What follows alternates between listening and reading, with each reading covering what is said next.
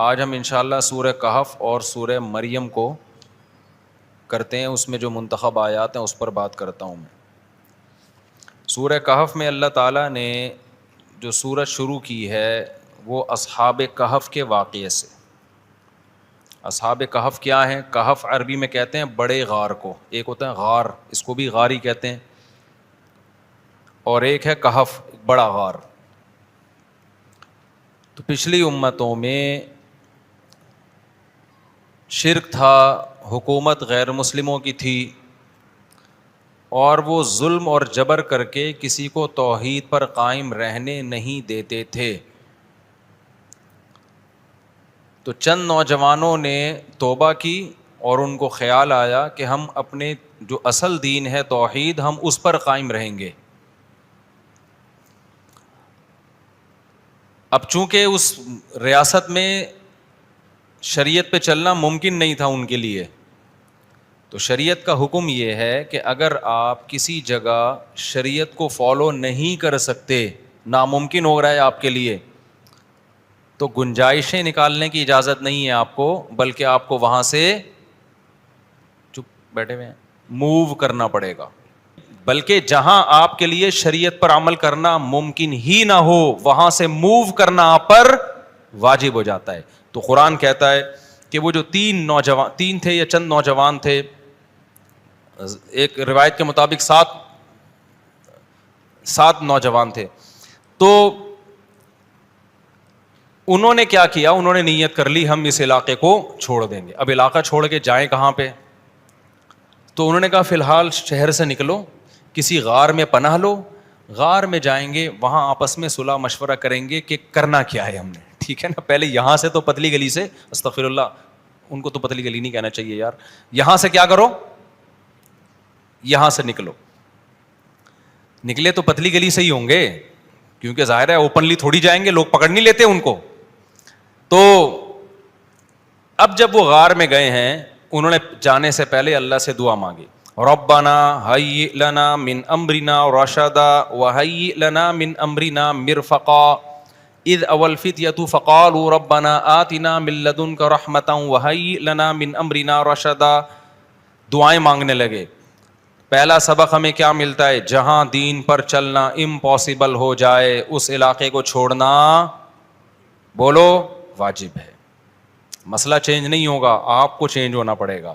Number 2، جب آپ بہت بڑا کام کرنے جا رہے ہو تو یہ کام اللہ پہ توکل اور اللہ پہ اعتماد کے بغیر نہیں ہو سکتا، تو اس میں پھر دوسرے نمبر پر آپ کو اللہ سے دعائیں مانگنی چاہیے۔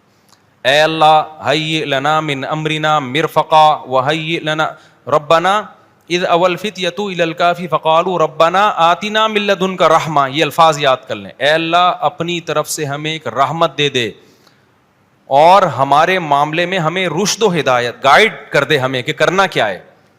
یہ دعا مانگنا ایسے موقع پہ سنت ہے۔ سمجھتے ہو کہ نہیں سمجھتے؟ تو قرآن کہتا ہے جب وہ گئے غار میں تو کتا بھی تھا ان کے ساتھ، حفاظت کے لیے کتا پالنا جائز ہے، تو حفاظت کی غرض سے کتا بھی لے گئے۔ اب کتے کو بٹھا دیا انہوں نے غار کی دہلیز پہ، اور خود کہاں چلے گئے؟ اندر۔ انگریز ہوتا کتے کو بھی اپنے ساتھ، کیونکہ فیملی ممبر ہوتا ہے کتے ان کے ہاں، بڑھاپے میں ان کا بہترین سہارا ہے کتے، تو وہ کتے کو اپنے ساتھ لے جاتے اور کتا بھی ان کے ساتھ سو جاتا۔ لیکن وہ چونکہ مسلمان تھے، ان کو پتا تھا کتے کا استعمال اتنا ہی جائز ہے جتنی شرعی ضرورت، تو یہ دہلیز پہ حفاظت کے لیے تو ہوگا، اتنا فری کرانے کی اجازت نہیں ہے کہ اندر ہمارے ساتھ کھانے میں شریک ہو جائے۔ کیونکہ آپ یوٹیوب پہ دیکھیں وہاں کتے، ہمارے ایک استاذ لندن گئے، وہ پہلی دفعہ گئے تھے، وہ کہہ رہے ہیں گھر میں گیا تو کتا بیٹھا ہوا ہے سامنے نا بستر پہ، وہ اتنا بڑا کتا زبان باہر کر رہے ہیں، میں تو ڈر کے باہر آ گیا، میں نے کہا بھائی یہ کیا کر رہا ہے؟ بستر پہ بیٹھا ہوا ہے کتا، تو کہہ رہے میں ڈر گیا، میں نے یہ کیا؟ انہوں نے کہا بھائی یہ ایسے ہی ہوتا ہے یہاں۔ خیر، اور جو فیملی پلاننگ والوں کی کوشش ہے نا، بچے کم، تو یہ سمجھ لو کہ ہمارے گھروں میں بھی عنقریب کتے آنے والے ہیں، یا تو کتا پال لو یا انسان پیدا کر لو، تو یہ آنے والا ہے۔ یہ رپورٹ ہے، یورپ ہی کی رپورٹ ہے 100 سال پہلے کی، کہ یورپ میں جو بہت زیادہ جانور پالنے کا رواج آیا ہے نا، یہ جب ہی آیا جب ان کا ان کی گروتھ ریشو انہوں نے کم کیا ہے, تو پھر یہ بہت کتے متے بلے بلے آ گئے, بلیاں کم آئیں, کتے زیادہ آئے ہیں.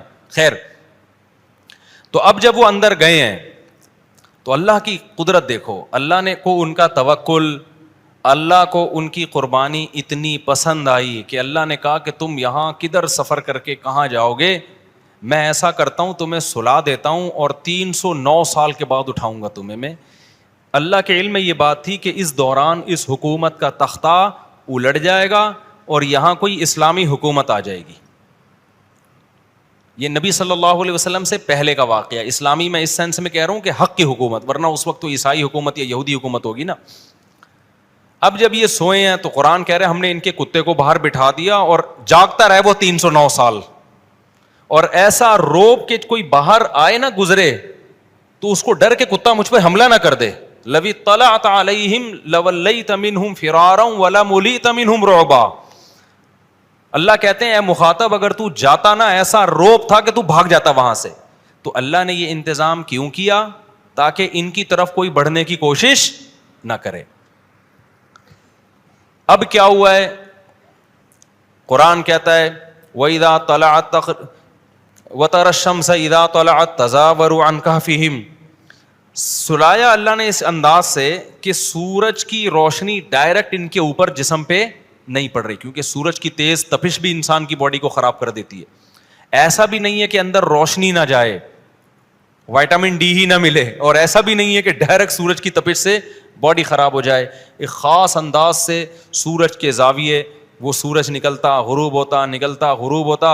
وَنُقَلِّبُهُمْ ذَاتَ الْيَمِينِ وَذَاتَ الشِّمَالِ, اور ہم ان کو کروٹیں بھی دلاتے رہتے ہیں تاکہ ایسا نہ ہو کہ زمین کھا جائے. بھائی ایک ہی جگہ پڑے رہو گے, اگر آپ سوئے اور اٹھے ہی نہیں, 1 دن 2 دن 3 دن 4 دن 5 دن 6 دن, تو ایک دن کیا ہوگا, زمین میں آپ کیا ہو جاؤ گے, غائب. تو اللہ کہتے ہیں ہم ان کو کروٹیں بھی دلا رہے تھے. اب دیکھو اللہ کے کام دیکھو, 309 سال کسی انسان کے لیے سونا ممکن نہیں ہے, لیکن اللہ نے جب سنا کہ ایک قدرت کو ظاہر کیا تو اب اللہ باقی تمام چیزوں میں اسباب ہی اختیار کر رہے ہیں. اللہ یہ بھی تو کر سکتے تھے ایک کروٹ پہ 300 سال سلا دیتے اور زمین کو ان کی باڈی کھانے نہ دیتے, یہ کر سکتے تھے نا, لیکن نہیں. 309 سال سنا کے تو اپنی قدرت ظاہر کرنی تھی, باقی سارے کام کیسے ہوں گے, اسباب کے تحت ہوں گے. اللہ یہ بھی کر سکتے تھے کہ 309 سال سلاتے, سورج کی کرنیں نہ آتی ان کے اوپر اور اندھیرے میں ہی وٹامن ڈی ان کو ملتا رہتا. نہ نہ نہ, جہاں تک اسباب سے کام ہوگا اللہ بھی کیا اختیار کرتے ہیں, اسباب اختیار کرتے ہیں. تو جب اللہ بھی اسباب ہی اختیار کرتے ہیں تو میں اور آپ کون ہوتے ہیں جو اسباب اختیار کیے بغیر اللہ پہ توکل کرنا شروع کر دیں؟ کما رانی ہے اللہ کھلائے گا, صحت کا خیال کرنا نہیں اللہ, ابے کچھ نہیں ہوتا لڈو وڈو کھانے سے. یہ باتیں ہوتی ہیں نا آج کل دینداروں کی, او بھائی تیرے کو شوگر ہے تو 3 لڈو کیوں کھا رہا ہے, ابے موت دینے والا کون ہے, اللہ ہے. زندگی موت لڈو کے ہاتھ میں نہیں ہے, زندگی موت کس کے ہاتھ میں ہے, لڈو کس کے ہاتھ میں ہے, زندگی موت اللہ کے ہاتھ. یہ دینداروں کو ہم نے سنا ہے. حالانکہ جب آپ کا ویٹ بڑا ہوا ہے, آپ کو شوگر ہے, تو لڈو آپ کے لیے جان لیوا ہو سکتا ہے. ایسے موقع پہ یہ توکل کی بات کرنا یہ شریعت کے خلاف ہے, تو ہمیں ڈیٹیل میں جانے کی اجازت نہیں ہے. باقی قیاس آرائیاں ہوتی ہیں, صحیح بھی ہو سکتی ہیں, غلط بھی ہو سکتی ہیں. اچھا, تو میں یہ عرض کر رہا تھا کہ 309 سال وہ سوئے ہیں. وَنُقَلِّبُهُمْ ذَاتَ الْيَمِينِ وَذَاتَ الشِّمَالِ, اللہ کہتے ہیں ہم ان کو پلٹتے تھے, اب ادھر کو کروٹ لے کے سوچو, اب ادھر. وَكَذَلِكَ بَعَثْنَاهُمْ, 309 سال کے بعد ان کو اللہ نے جگایا, پوری حکومت بدل گئی, پوری حکومت کا تختہ پلٹ گیا. اب جب 309 سال کے بعد اٹھے ہیں تو پیٹ کمر سے چپکا ہوا ہے, ٹھیک ہے نا, بھوک لگ رہی ہے ٹائٹ والی. تو کیا کہتے ہیں, کم لبستم, پہلے آپس میں کہنے لگے ہم کتنا سوئے ہیں, ہم کتنا سوئے. ایک نے کہا لبثنا یومن او بعض یوم, یا تو پورا دن سوئے ہیں, کیونکہ سورج جب ہم سوئے تھے تو یہاں تھا, اب یہاں ہیں, لیکن جب یہاں ہیں تو اس کا مطلب پورا دن تو نہیں سوئے ہم, پورا چکر تو ہو جانا چاہیے تھا نا. مثال کے طور پر وہ سوئے تھے مغرب کے وقت اور آنکھ کھل رہی ہے اشراق کے وقت. اب کنفیوز ہو رہے ہیں نا کہ یار اگر ہم تھوڑا سوئے ہیں تو یہ تو ہمیں لگ رہا ہے بہت زیادہ سوئے ہیں, 24 گھنٹے سے زیادہ تو سو نہیں سکتا کوئی. تو کہنے لگے یا تو ہم پورا ایک دن سوئے ہیں یا شاید اس سے کم سوئے ہیں. کم سونے پر یہ اعتراض ہو رہا ہے کہ نیند تو بڑی شاندار طریقے سے پوری ہوئی ہے, 4-6 گھنٹے میں ایسی ہوتی نہیں ہے. اور اگر زیادہ سوئے ہیں تو سورج جب ہم سوئے تھے وہ یہاں تھا, اب یہاں ہے, تو یہ تو 24 گھنٹے بھی پورے نہیں ہوئے, کیونکہ ان کا کیا خیال ہے کہ یہ 300 دفعہ پلٹ کے سورج آ چکا ہے. جب کافی دیر ان کی بحث ہوئی تو کہنے لگے ربکم اعلم بکم, اللہ ہی جانتا ہے بھائی کتنا سوئے ہیں, اس بحث سے کوئی فائدہ نہیں ہے, ابھی تو روٹی کی فکر کرو. فبعثوا احدکم بورقکم, یہ سکہ رائج الوقت لے کے جاؤ اور روٹی لے کر آؤ. اب دیکھو یہاں بھی وہ اللہ پہ توکل کر سکتے تھے کہ ہم جا رہے ہیں, پیسے لے جانے کی ضرورت نہیں ہے, ہم نے اللہ کے لیے قربانی دی ہے, کھلائے گا کون ہمیں؟ اللہ. نا بھائی, اللہ نے کہا ہے جتنے اسباب اختیار کر سکتے ہو کرو. تم ایک اجنبی جگہ پہ جا رہے ہو, تمہارے پاس سکے ہونا, پیسے تو لے کے جاؤ. عربوں میں نا جب زمانہ جاہلیت میں حج ہوتا تھا تو دور دور سے جو عرب قبیلے بیت اللہ آتے تھے پیسے نہیں لے کے آتے تھے ساتھ میں, کہتے تھے کہ ہم اللہ کے گھر کی زیارت کے لیے جا رہے ہیں تو کھلائے گا کون ہمیں؟ اللہ, ہم پیسے نہیں لے کے جائیں گے. یہ تو توکل کے خلاف ہے یار. اللہ کے مہمان, وہ مثال ایسے دیتے تھے جیسے آپ اپنی نانی کے جا رہے ہو اور اپنی کھانا ساتھ لے کے جا رہے ہو, تو نانی کو غصہ آئے گا نا, بیٹا میں نے تیری دعوت کی ہے تو کھلاؤں گی کون؟ میں کھلاؤں گی تجھے, تو اپنے ساتھ کھانا کیوں لے کر آیا ہے؟ تو کہتے تھے جب ہم کسی کے مہمان ہوتے ہیں تو کھانا ساتھ نہیں لے کے جاتے, میزبان کا کام ہے, تو ہم اللہ کے گھر پہ جا رہے ہیں, ہم پیسے لے کے نہیں جائیں گے, اللہ پہ توکل کریں گے. جب پیسے ختم ہوتے نا تو بھیک مانگ رہے, تو بھائی کو اللہ کے نام پہ کوئی کھانا دے دے یار, کوئی تو روٹی دے دے. جب پیسے ختم ہوتے تو کیا کرتے یار, کہیں سے جگاڑ, پھر چوریاں چکاریاں شروع کر دیتے. تو قرآن میں اللہ نے آیت نے نازل کی, وَتَزَوَّدُوا, جب حج کے لیے جاؤ تو زاد راہ لے کے جاؤ, پیسے لے کے جاؤ. کیوں؟ فَإِنَّ خَيْرَ الزَّادِ التَّقْوَىٰ, سب سے بہترین زاد راہ تقوی ہے. وہ توکل جو تمہیں بھکاری بنا دے, گناہگار, کیونکہ بھکاری پن یہ تقوی کے خلاف ہے. تو پہلے تقوی کی فکر کرو کہ لوگوں کے سامنے ہاتھ نہ پھیلانے پڑے. تو ان کو بتا دیا اللہ نے صحابہ کو کہ توکل کا یہ مطلب نہیں ہے کہ دنیا میں اسباب اختیار نہ کرو, حج پہ جا رہے ہو تو پیسے لے کے جاؤ سارا. تبھی فقہا کہتے ہیں, فقہا نے دین کو خوب سمجھا ہے کہ حج صرف اس پہ فرض نہیں ہو جاتا کہ آنے جانے کا انتظام ہو جائے, نا, حج اس پہ فرض ہوگا آنے جانے کا انتظام بھی, راستے میں کھانے کا انتظام بھی, اور جتنے دن آپ گھر کی مارکیٹ سے شارٹ رہو گے بیوی بچوں کے کھانے کا بھی انتظام. آپ کا حج کا آ گیا بھائی, آپ نے کہا میرا جہاز کا ٹکٹ بھی ہو گیا, ہوٹل کا کرایہ بھی ہو گیا, کھانے پینے کا انتظام بھی ہو گیا, نکل گئے 40 دن کے لیے. بچے کہہ رہے ہیں ابا مارکیٹ سے کیا ہو گیا؟ شارٹ. ابا ہم کیا کھائیں یہاں پہ؟ تو ابا کہہ رہا ہے بیٹا میرے لیے چونکہ آنے جانے کا پراپر انتظام ہو گیا تھا تو مجھ پہ حج فرض ہو گیا ہے, کیونکہ اللہ نے کہا ہے جس میں استطاعت ہے حج فرض ہے, تو مجھ میں استطاعت ہی حج فرض ہے. تو بچے کہیں گے ہمارا کیا قصور ہے؟ اس لیے علماء نے بیان کیا کہ استطاعت میں یہ بھی داخل ہے کہ آپ کا بھی اور جن کی آپ کفالت کر رہے ہو, جو آپ کی شرعن ذمہ داری ہے, ان کا بھی انتظام ہو. سمجھتے ہو کہ نہیں سمجھتے ہو؟ تو انہوں نے اپنے ساتھ سکے لے کے گئے ہوئے تھے, وہ سکہ رائج الوقت.